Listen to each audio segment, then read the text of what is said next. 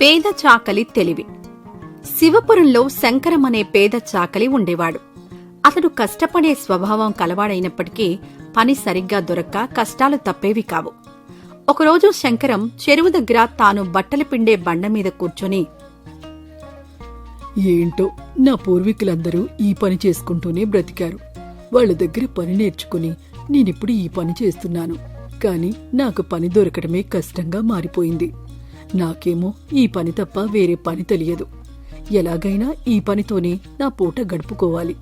కాని ఎలా అని శంకరం ఆలోచిస్తూ ఉంటాడు. అలా చాలాసేపు అక్కడే ఆలోచిస్తూనే ఉంటాడు.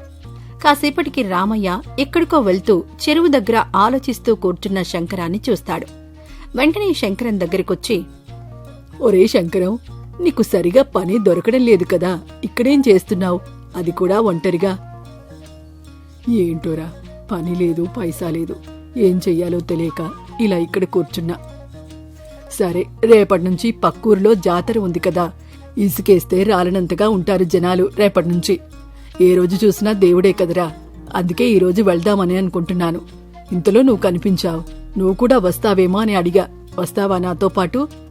సరే, వస్తాను రామయ్య. ఈ పని లేదని బాధపడుతూ కూర్చోవడం కంటే ఆ దేవుడి దర్శనం చేసుకుంటేనైనా కాస్త మనసు ప్రశాంతంగా ఉంటుంది. పద వెళ్దాం అని శంకరం రామయ్యతో కలిసి పక్కూరి దేవాలయానికి వెళ్తాడు. అలా మాట్లాడుకుంటూ కాసేపటికి గుడికి చేరుకుంటారు. ఒరే శంకరం, ఈ కోనేరు చూసావ్? ఇది చాలా ప్రసిద్ధి కలిగిన కోనేరురా. ఇక్కడ మునిగి ఏదైనా కోరిక కోరుకుంటే ఇట్టే తీరిపోతుందట. నీ సమస్య కూడా పరిష్కారం అవ్వాలని నువ్వు కూడా కోరుకో అని రామయ్య చెప్పగానే శంకరం అలాగే చేస్తాడు.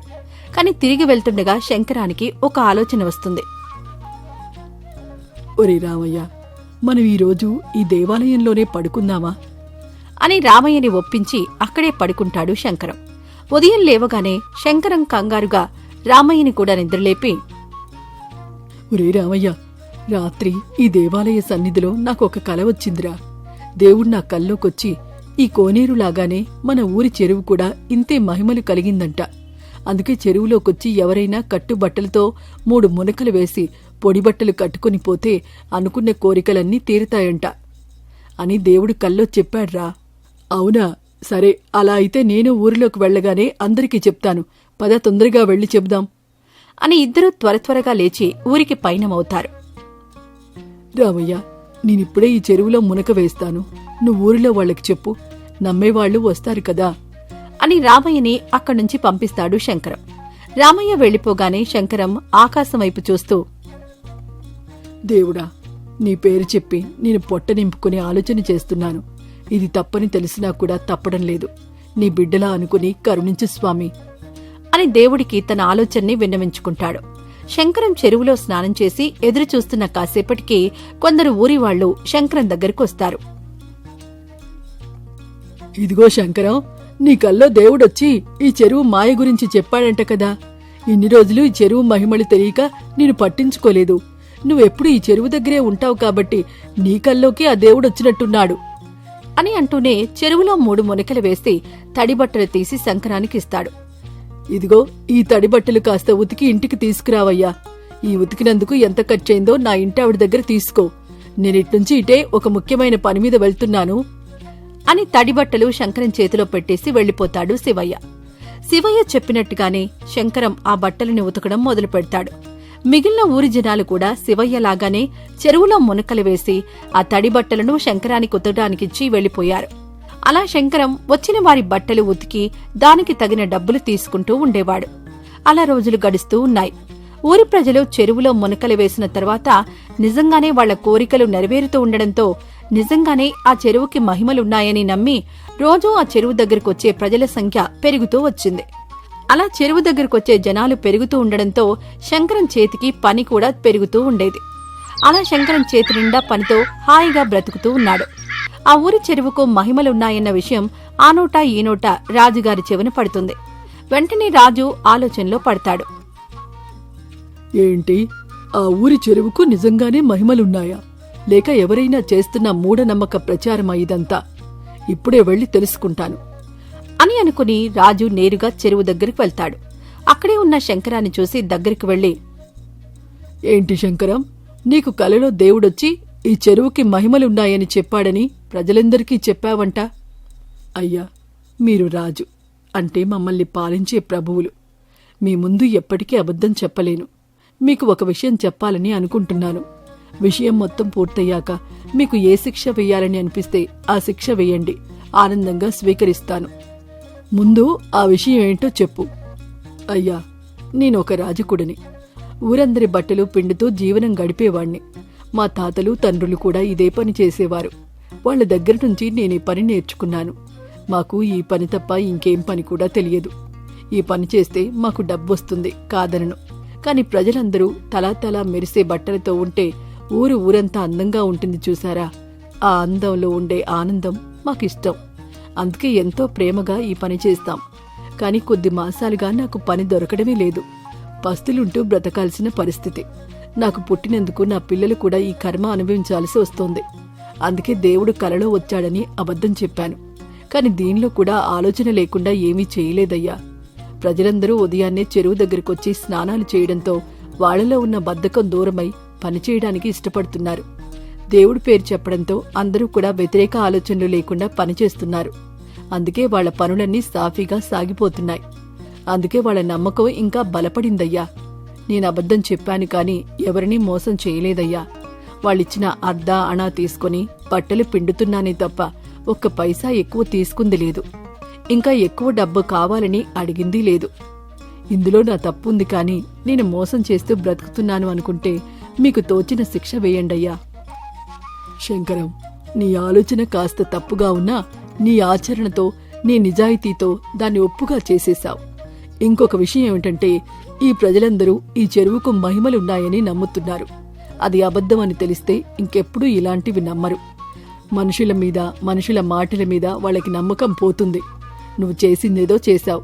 దాంతో ఎవరికీ ఏ ఇబ్బంది కాని హాని కాని కలగడం లేదు కాబట్టి నీకు ఏ శిక్ష వేయడం లేదు. ఇంతకు మించి నువ్వు ఏ చిన్న పొరపాటు చేసినా నిన్ను కారాగారంలో బంధించి పెద్ద శిక్ష వేస్తాను, జాగ్రత్త అని చెప్పి రాజు కూడా ఆ చెరువులో 3 మునకలు వేసి వెళ్తాడు. రాజు కూడా చెరువు మహిమల మీద నమ్మకంతో ఉన్నాడని నమ్మిన ప్రజలందరూ కూడా ప్రతిరోజు క్రమం తప్పకుండా చెరువుకొచ్చి మునకలు వేసిపోతుంటారు. దాంతో శంకరంకి చేతినిండా పని ఉండడంతో చాలా సంతోషపడతాడు. లచ్చి, ఇలా మనం ఎన్ని రోజులున్నా లాభం ఉండదు. మన జీవితాల్లో వెనక్కి తిరిగి చూసుకుంటే ఆకలితో గడిపిన రోజులే తప్ప ఇంకేమీ కనిపించవు. బుచ్చయ్య కొంత ఆర్థిక సహాయం చేస్తాను అని మాటిచ్చాడు కదా, అతని దగ్గరికి వెళ్లి డబ్బు తీసుకుని సంతకి వెళ్లి ఇంకో ఆవుని తీసుకునొస్తాను. పాల వ్యాపారం చేసుకోవచ్చు అని చెప్తాడు లచ్చికి. లచ్చి కూడా సరే అన్నట్టుగా తలాడిస్తుంది. రాములు వెంటనే బుచ్చయ్య ఇంటికి వెళ్తాడు. తాను అనుకున్నట్టుగానే కొంత డబ్బు తీసుకుని సంతకు వెళ్లి ఇంకొక ఆవుని తీసుకుని వస్తాడు. తర్వాత సుబ్బయ్య పొలం దగ్గరికి వెళ్తాడు. రాములు, ఏంటి ఇలా వచ్చావ్? నాకు గడ్డి కావాలి. నీకు ఎన్నోసార్లు చెప్పాను నేను గడ్డి ఉచితంగా ఇవ్వను అని. అయినా పూచిక పుల్ల కూడా పోనివ్వని నేను నీకు గడ్డి ఉచితంగా ఇస్తానని ఎలా అనుకుంటున్నావు? నాకైతే అర్థం కావడం లేదు. నాకు తెలుసు సుబ్బన్న, నువ్వు ఎంగిలి చేత్తో కాకిని కూడా కొట్టవని. నీ దగ్గర ఉచితంగా తీసుకోవడానికి రాలేదు. నాకు రోజూ 2 ఆవులకి సరిపడా గడ్డి కావాలి. అలా ఇవ్వగలిగితే నీకు రోజూ ఒక ₹1 ఇస్తాను. ఏంటి, నువ్వు డబ్బిస్తావా? అసలు నీ దగ్గర డబ్బుందా? ఎప్పుడు ఆకలేస్తే నేలవైపు, దాహం వేస్తే ఆకాశం వైపు చూస్తుంటావు. నీకు డబ్బులొచ్చాయంటే నేను నమ్మలేను. ఇలాంటి కట్టుకథలు వేరే ఎవరికైనా చెప్పు, నేను నమ్మను అని అనగానే రాములు వెంటనే ఒక ₹1 సుబ్బయ్య చేతిలో పెట్టి, నువ్వు గడ్డి ఇస్తే రోజూ ₹1 వస్తుంది. ఇలానే నోటికొచ్చిందల్లా మాట్లాడినా, అనవసరమైన ప్రశ్నలు వేసినా నేను వేరే వాళ్లను చూసుకుంటాను అని చెప్పేసి వెళ్లిపోతాడు. సుబ్బయ్యకి లెక్కలేనన్ని సందేహాలొస్తున్నా కూడా మళ్లీ ఎక్కడ రాములు డబ్బులు ఇవ్వడం ఆపేస్తాడో అని మాట్లాడకుండా రోజూ రాములు ఇంట్లో గడ్డి వేస్తూ ఉండేవాడు. రాములు తన దగ్గరున్న ఆవులని ఎంతో ప్రేమగా చూసుకుంటూ ఉండేవాడు. అలా రోజులు గడుస్తున్న కొద్దీ రాములు పాల వ్యాపారం కొద్ది కొద్దిగా మెరుగుపడ్డం మొదలవుతుంది. రాములు ఎవరైనా సహాయమని అడగ్గానే కాదనకుండా తనకి తోచినంత సహాయం చేస్తూనే ఉండేవాడు. కొత్తగా రాములికి పెళ్లి కూడా జరుగుతుంది. ఇదంతా చూస్తున్న సుబ్బయ్యకి కన్నుమంటగా ఉండేది. రోజురోజు నా కళ్ల ముందే ఈ రాములు ఎదుగుతూ ఉంటే నేను చూడలేకపోతున్నా. ఒక 6 మాసాల క్రితం వరకు కనీసం తినడానికి కూడా తిండి లేనివాడు ఈరోజు చేతినిండా పని చేసుకుంటూ డబ్బులు తెగ సంపాదించేస్తున్నాడు. పైగా పెళ్లి కూడా చేసుకున్నాడు. ఇంతలా ఎదిగాడు అంటే ఇతని దగ్గర చాలా డబ్బు ఉండి ఉంటుంది. ఎలాగైనా సరే ఆ డబ్బంతా నేను వశం చేసుకోవాలి అని ఆలోచిస్తుండగా సుబ్బయ్యకి గజదొంగ గంగులు గుర్తుకొస్తాడు. నేరుగా అతని దగ్గరికి వెళ్తాడు. ఏంటి సుబ్బయ్య, ఎలా వచ్చావు? ఇంత కారడవిలో నీకేం పని? పని అడవిలో కాదు, నీతోనే. పూట గడవడం కోసం దొంగతనాలు చేసేవాణ్ణి నేను. నాకు దొంగతనాలు చేయడం తప్ప వేరే ఇంకేమీ రాదు. నాతో నీకేం పని? నీకొచ్చిన పని నాకోసం చేసి పెట్టాలి. రాములు అని ఊర్లో ఒక పాల వ్యాపారి ఉన్నాడు. అతని దగ్గర చాలా డబ్బులున్నాయి. వాటన్నింటినీ నువ్వు దొంగతనం చేసుకుని వచ్చావంటే చెరిసగం తీసుకుందాం. నువ్వు 25 రోజులు ఏ పని చేయకుండా తిని కూర్చున్నా సరిపోయేంత డబ్బు అక్కడ దొరుకుతుందని నా నమ్మకం. ఏంటి, ఒప్పుకున్నట్టే కదా? సరే, ఒప్పుకుంటున్నాను. అంత డబ్బు వస్తుందంటే ఎవరైనా కాదనగలరా? ఈ రోజు రాత్రే దొంగతనం చేస్తాను. రేపు ఉదయాన్నే నువ్వెక్కడికి రా, డబ్బులు పంచుకుందాం అని చెప్తాడు. సుబ్బయ్య ఎంతో సంబరంగా అక్కడ్నుంచి వెళ్ళిపోతాడు. గంగులు చెప్పినట్టుగానే చీకటయ్యాక రాములు ఇంటికి దొంగతనానికి వెళ్తాడు. సుబ్బయ్య చెప్పినట్టుగా అంత డబ్బు దొరికితే ఈ దొంగతనాలు మానేసి వేరే ఎక్కడికైనా వెళ్ళి చక్కగా వ్యాపారం పెట్టుకుంటే సరి. ఇలా ఒకరిని దోపిడీదారు దొంగ అని ముద్ర వేసుకోవడం కంటే దారుణమైన పరిస్థితి మరొకటి ఉండదు. గంగులు ఇంట్లోకి దూరేసరికి లోపల ఇంకా మాటలు వినిపిస్తూ ఉంటాయి. మాటలు వినిపిస్తున్నాయంటే వీళ్ళింకా పడుకోలేదన్నమాట. పడుకునే వరకు ఎదురు చూడక తప్పదు అని అనుకుని ఇంట్లోనే ఒక మూలన నక్కి ఉంటాడు గంగులు. ఏందయ్యా ఈ పరిస్థితి? మీరు చేస్తున్న వ్యాపారం ఎంతో కొంత డబ్బులు అయితే రాకుండా ఉండడం లేదు. కాని ఎవరు సహాయం అడిగినా వెనుక ముందు ఆలోచించకుండా సహాయం చేస్తూనే ఉన్నారు. సాయంత్రం అయ్యే వరకు చేతిలో ₹1 కూడా ఉండడం లేదు. ఇలా అయితే మన కడుపులు నిండేదెలా? అలా అంటే ఎట్టా సత్తమ్మా? నేనిప్పుడంటే మన ఆవు లచ్చి దయ వల్ల ఇలా కాస్త మెరుగైన పరిస్థితుల్లో ఉన్నానులే. కాని కొద్ది మాసాల క్రితం వరకు నేను ఎలాగోలా అప్పుడో ఇప్పుడో తిని ఉన్నానంటే దానికి కారణం ఈ ఊరివాళ్లే కదా. ఇప్పుడు వాళ్లే నా దగ్గరకొచ్చి సహాయం అని అడుగుతుంటే ఎలా కాదనగలను చెప్పు? నాకీ పస్తులు, ఆకలి పోరాటాలు కొత్తేమీ కాదు. మన లచ్చిని, కొత్తగా తెచ్చిన ఆవుని జాగ్రత్తగా ప్రేమగా చూసుకుంటే అంతే చాలు. మనమెలాగో బ్రతకగలం సత్తమ్మా. కాని అవి మూగజీవాలు, మనలా కాదు కదా. నోరు తెరిచి అడగలేవు. మనమే వాటి బాధను అర్థం చేసుకోవాలి కదా. అది సరే కాని మన లచ్చి ఆరోగ్యం గురించి కూడా ఆలోచించండి. కొద్ది రోజుల క్రితం సరిగ్గా తినడం లేదని పక్కూరికి తీసుకొని పోతే దాన్ని చూసిన ఆ పశువుల వైద్యుడు ఏమన్నాడో గుర్తుంది కదా. అవును సత్తమ్మా, లచ్చి ఆరోగ్యం మెరుగుపడాలంటే చాలా డబ్బవుతుంది అన్నాడు. మనం ఎంత సంపాదించినా అంత డబ్బు జమ చేయలేం. లచ్చి గురించే ఏం చెయ్యాలో పాలుపోవడం లేదు. సరే, నేనే ఇంకొంత కష్టపడి ఎలాగో లచ్చిని బాగు చేస్తాను. ఇప్పటికి చాలా ఆలస్యమైంది.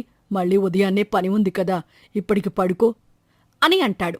ఆ రాత్రికి ఇద్దరూ పడుకుంటారు. ఉదయాన్నే లేచి చూసేసరికి వాళ్ల మంచం పక్కన ఒక మూట కనిపిస్తుంది. అయ్యా, ఇదేం మూట? ఇక్కడెవరు పెట్టారు? ఏమో, నాకూడా తెలీదు. సరే, తెరిచి చూడు, అందులో ఏముందో అనగానే సత్తమ్మ మూట తెరిచి చూడగా అందులో చాలా డబ్బు కనిపిస్తుంది. అమ్మ దేవుడా, ఇంత డబ్బా! ఈ డబ్బు ఇక్కడెవరు పెట్టి ఉంటారు? ఇందులో ఏదో రాసి ఉంది, చదువుతాను. అయ్యా, మీ ఇంటి పరిస్థితి ఎలా ఉన్నా సహాయమన్న ఊరి ప్రజలకి సహాయం చేస్తున్నారు.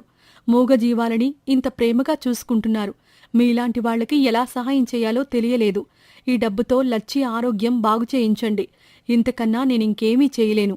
ఇట్లు గజదొంగ గంగులు. చూసావా లచ్చి, మనం ఏ స్వార్థం లేకుండా చేసిన సహాయం మనల్ని వెతుక్కుంటూ మన దగ్గరికే తిరిగి వస్తుంది. పద, లచ్చిమిని తీసుకుని తక్షణమే పక్క ఊరికి వెళ్లి వైద్యుడికి చూపిద్దాం అని వెళ్తుంటారు. దారిలో బుచ్చయ్య కనిపిస్తాడు వాళ్లకి. రాములు, ఎలా సాగుతోంది నీ వ్యాపారం? కొత్త కాపురం ఎలా ఉంది? మీ దయవల్ల చల్లగానే ఉందయ్యా. మీలాంటి వాళ్లు ఉన్నన్ని రోజులు మాకిబ్బందులు ఏముంటాయి చెప్పండి. మా సంగతి సరే కాని ఈ సుబ్బయ్య ఏంటి అంతలా కంగారు పడుతున్నాడు? సుబ్బయ్య ఇంట్లో దొంగతనం జరిగింది అని అంటున్నాడు. అవునా? ఏం దొంగతనం జరిగిందంటయ్యా? ఏమో, ఎవరికి తెలుసు. సుబ్బయ్య దగ్గర సొమ్ము అతను కష్టపడి సంపాదించిందైతే లెక్కాపత్రాలుంటాయి. అక్రమంగా ఎవరినో మోసాలు చేసి సంపాదించిన సొమ్ము ఇలా దొంగల పాలే అవుతుంది. ఆ లెక్కెంతో చెప్పాలంటే దొంగ రావాల్సిందే. సుబ్బయ్య నోరు విప్పలేడు. దొంగతనం చేసినవాడు ఎలాగో బయటకొచ్చి చెప్పడు. ఇది ఇక్కడితో ముగిసిపోతుందిలే కాని నువ్వేదో పనిమీద వెళ్తున్నట్టున్నావు కదా, వెళ్ళు. ఇలాంటి అనవసరమైన విషయాల గురించి పట్టించుకుంటూ పోతుంటే నీ సమయం వృధా అవుతుంది అని అంటాడు బుచ్చయ్య. రాములు, సత్తమ్మ కలిసి పక్క ఊరి వైద్యుడి దగ్గరికి లచ్చిని తీసుకుని వెళ్తారు. ఆ వైద్యుడు అంతా పరిశీలించి లచ్చికి తగిన వైద్యం చేస్తాడు. తరువాత కొద్ది రోజులకి లచ్చి ఒక బిడ్డకి జన్మని కూడా ఇస్తుంది. అప్పట్నుంచి రెట్టించిన సంతోషంతో ఉంటారు సత్తమ్మ, రాములు.